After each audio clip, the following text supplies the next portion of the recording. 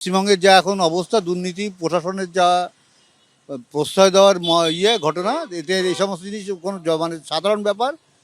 এখনও সেখানে কেউ বিবৃতি দেয়নি। পুলিশ তো অনেক বেলায়, কালকে রাত্রি 8:30টার সময় ঘটনা ঘটেছে, আজকে কত পরে এসে পুলিশ ব্যবস্থা নিয়েছে, অন্তত এফআইআরটা নিয়েছে পুলিশ।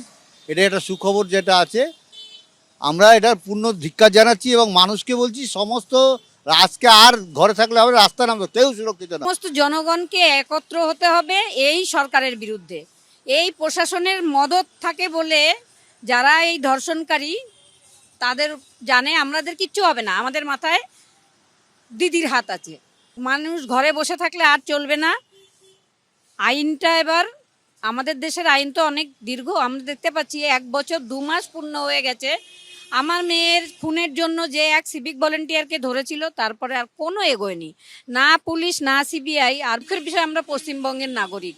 এখন মানে অন্য কোথাও গিয়ে পরিচয় দিতেই লজ্জা লাগবে যে আমরা পশ্চিমবঙ্গের নাগরিক।